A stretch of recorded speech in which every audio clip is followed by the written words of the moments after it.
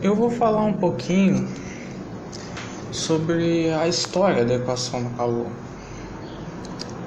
Fourier, em 1802 e 1803, ele tentou equacionar a equação do calor, da condução de calor, no caso.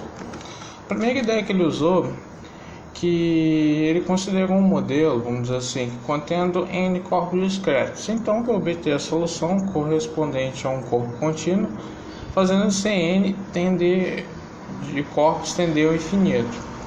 Só que ele não conseguiu, vamos dizer assim, uma ideia, ele não conseguiu progredir satisfatoriamente e abandonou essa ideia. Mas, influenciado pela publicação de Biot, ele retomou as suas investigações. Biot basicamente aqueceu uma barra e observou que pela diferença de temperatura que se dá a condução de calor. Ele usou a ideia de resfriamento de Newton, só que ele não conseguiu deduzir ela a partir dos seus argumentos físicos, porque ele basicamente ele não incluiu a propriedade do material e também a ideia de fluxo de calor. Fourier, inclusive, tentou fazer o equacionamento matemático. Ele fez, contudo, ele mesmo estava meio insatisfeito com essa decisão. Ele falou sobre suas incertezas, mas passou-se em torno de 4, 5 anos depois. Fourier, agora usando a ideia de fluxo de calor e as propriedades do material, ele acabou chegando nessa equação aqui, que está correta.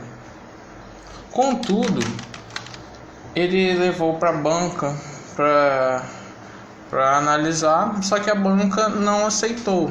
A banca composta por Lagrange, Laplace e outros. Mas por quê? Porque eles tinham umas ideias filosóficas, acreditavam que tudo devia acontecer pela consequência newtoniana, seguindo as mecânicas de newtoniano. Inclusive, foi esse um dos motivos que Biot não acrescentou as propriedades do material e a ideia de fluxo de calor no seu relatório físico. Só que mesmo assim, Fourier ganhou um prêmio do Institut de France, mas só que ele continuou sem a publicação. Aí ele começou a preparação de uma terceira versão, no qual foi convertida em um livro sobre o título. Não sei falar, mas ele é dado aqui, ó. E basicamente foi uma versão mais completa, vamos dizer assim. Agora vamos falar um pouquinho sobre o desenvolvimento da equação do calor. O desenvolvimento, para, vamos dizer assim, ficar um pouco mais fácil, precisa saber um pouco de série de Taylor, no caso, para entender. E agora, usando a ideia de série de Taylor, a gente está trabalhando com um ΔX de dx, diferencial de x. Fazendo assim que ordens superiores a 1 pode ser desprezada, porque dx já é algo muito pequeno. Elevado ao quadrado se torna desprezível, qualquer ordem superior a isso. Ele fez isso com os vetores canônicos, no caso, x, y, z. Agora, usando a ideia do fluxo de calor, é o seguinte, basicamente que ele simplesmente não desaparece. Vamos dizer assim, a ideia do balanço de energia, pode-se dizer. Que a energia que entra menos a energia que sai, mais energia gerada é igual a energia acumulada.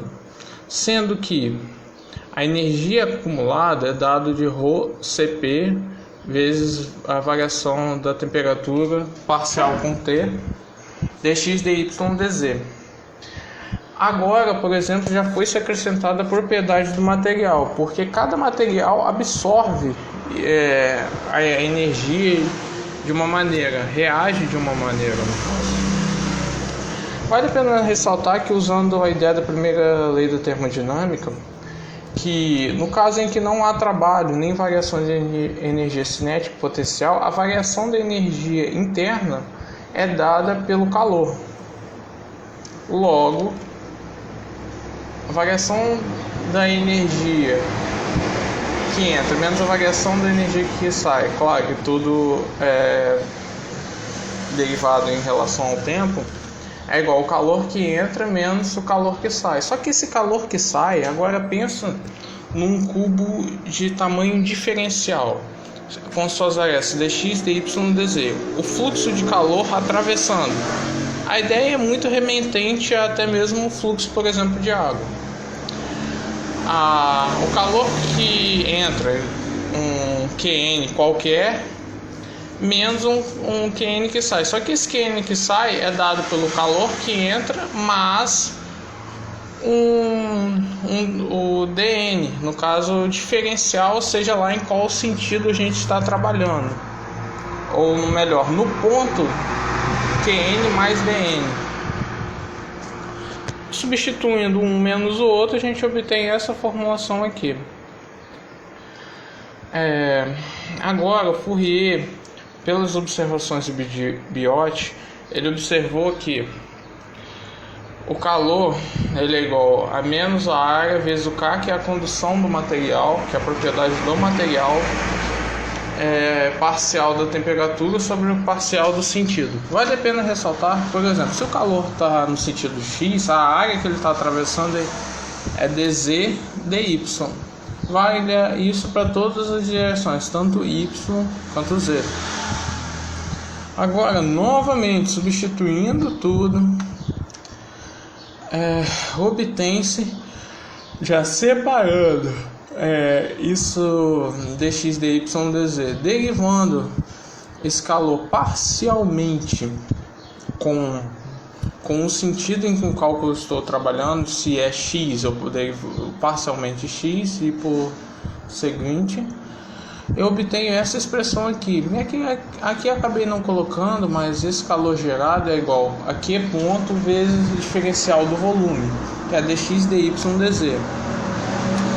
Esse Q ponto, ele é a taxa de geração joule por segundo por metro quadrado, e por causa disso que ele é multiplicado por dV. Sendo assim, eu simplesmente corto o dV. No caso, me perdoe a notação, mas era por ter colocado um Q ponto aqui. Chega nessa equacionamento aqui, e que sendo esse, não lembro também do nome dessa letra grega, mas ela é tida como difusividade térmica do material. Agora, trabalhando unidimensionalmente, simplesmente ignorando a geração de energia, ignorando o eixo y e z, a gente obtém a equação do calor de maneira unidimensional. Eu sou Vitor das Chagas e vou encontrar a solução da equação do calor unidimensional pelo método da separação de variáveis. Temos então aqui a nossa EDP do calor. Vamos supor então que a barra tem um comprimento L. E para nossas condições de contorno, vamos supor que em suas extremidades não há transferência de calor. Daí temos que U de 0T será igual a 0 e U de LT será igual a 0. Observe que no tempo inicial a transferência de calor se dá em função da posição. Assim, U de x e 0 é igual a F de x, com F de 0 igual a 0 e F de L igual a 0. Observe então que a gente pode reescrever U de x de t por uma multiplicação de duas funções de uma única variável. Assim, temos que U de x de t é igual a uma f maiúscula de x vezes um g maiúsculo de t.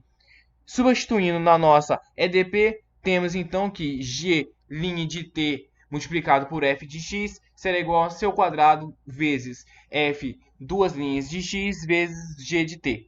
O que nos dá, manipulando essa equação, que g' de t sobre c ao quadrado vezes g de t é igual a um f duas linhas de x sobre o f de x.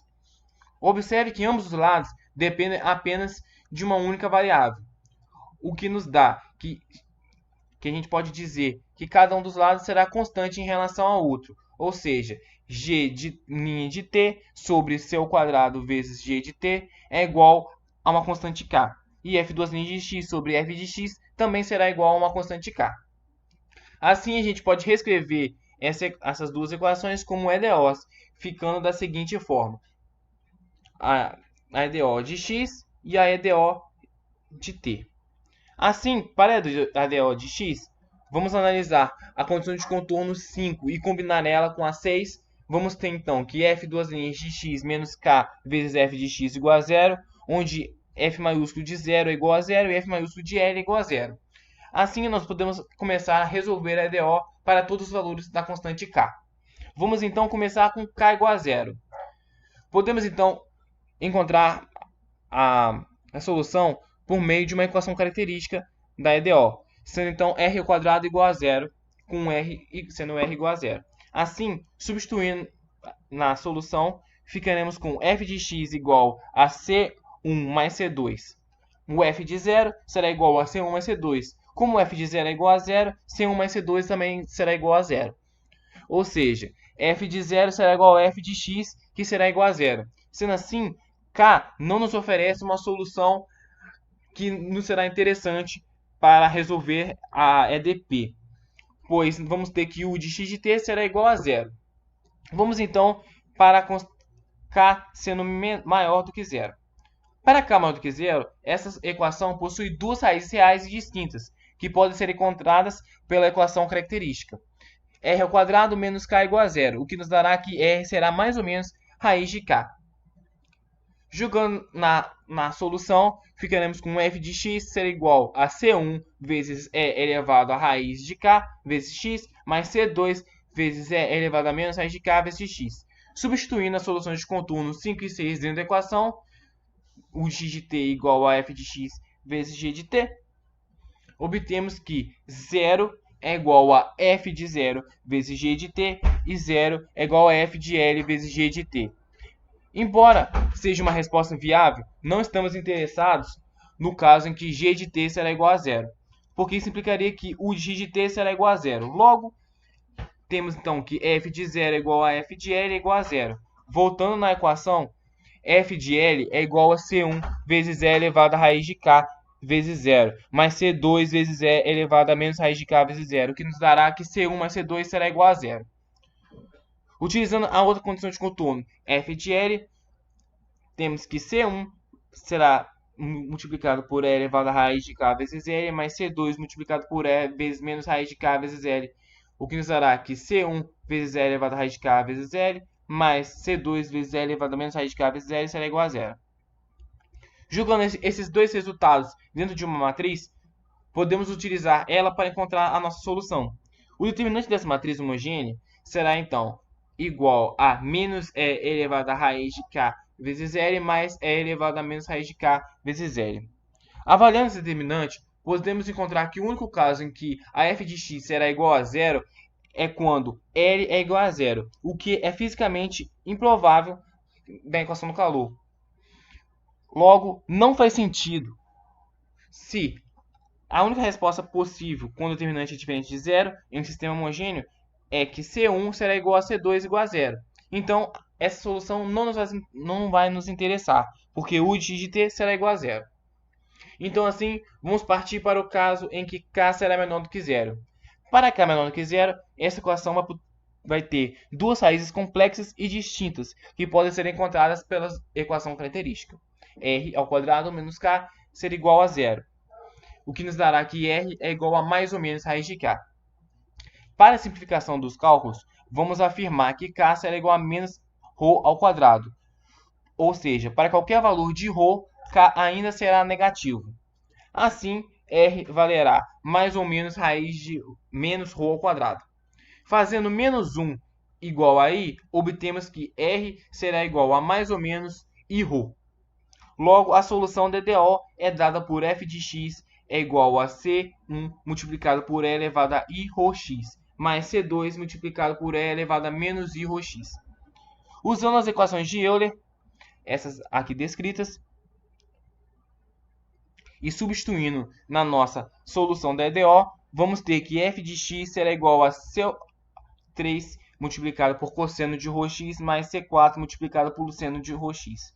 sendo C3 igual a C1 mais C2 e C4 igual a I vezes C2 menos C3. Usando novamente as condições de contorno, vamos ter que f de 0 é igual ao C3 cosseno de ρ0 mais C4 multiplicado pelo seno de ρ0. Como o seno de 0 é igual a 0, C3 valerá 0. E f de L, utilizando a solução f de L, igual a C4 vezes seno de L ρ é igual a 0. C4 seno de L ρ. C4 não nos dará uma solução interessante também. Então, vamos analisar apenas o caso em que seno de L ρ será igual a 0. Para que seno de L ρ seja igual a 0, L ρ deve ser igual a um múltiplo de π. Ou seja, temos que ρ vezes L será então igual a nπ. N será então para números naturais. Ρ então valerá igual a nπ sobre L. Assim, nós temos que a solução da nossa EDO de x será igual a 1fn de x igual ao seno de npx sobre L. Então agora nós vamos resolver a EDO de t. Como os casos em que k igual a 0 e k maior do que 0 não nos trarão uma solução adequada, vamos nos concentrar no caso em que k será menor do que 0. O que nos dá o valor de k será igual a menos ρ ao quadrado. Vamos substituir esse k na equação 8, que vai nos dar g' de t mais ρ ao quadrado vezes c ao quadrado vezes g de t igual a 0. Como ρ será igual a um nπ sobre L, temos então que g' de t mais o npc sobre L ao quadrado vezes o g de t será igual a 0. Para facilitar nossos cálculos, vamos fazer λn ser igual a um npc sobre L. E vamos ficar então com g' de t mais λn ao quadrado vezes g de t igual a 0. Assim, pela equação característica, vamos ter que R é igual a menos lambda ao quadrado. O que vai nos dar a solução da nossa EDO de t, que será Gn de t igual a 1 e elevado a menos lambda n ao quadrado vezes t. Assim, como nós já temos então a nossa f de n de x e a nossa gn de x, podemos substituir na nossa equação. Então, nós temos que u de x de t será igual a e elevado a menos lambda n ao quadrado vezes t, vezes seno de npx sobre L. Note que, então, o n de x de t não vai cumprir todos os nossos problemas de contorno. Então, como a EDP é homogênea, a gente pode fazer u de x de t sendo igual a um somatório de n igual a 1 até o infinito de bn vezes um un de x de t. Assim, a solução da EDP será u de x de t igual ao somatório de n igual a 1 até o infinito de bn vezes e elevado a menos lambda n ao quadrado de t vezes seno de npx sobre L. E quem seria o coeficiente bn? Bn, então, pode ser encontrado utilizando a condição de contorno 6, u de x de 0 igual a f de x. Assim, vamos ter que o somatório de n igual a 1 até o infinito de bn vezes seno de npx sobre L será igual a um f de x. Logo, o coeficiente bn será bn igual a 2 sobre L multiplicado pela integral de 0 até L do f de x vezes seno de npx sobre L dx. Assim, nós encontramos a nossa solução da EDP, temos o nosso coeficiente bn e também temos o lambda n aqui. Então, nós encontramos a solução da equação do calor pelo método da separação de variáveis.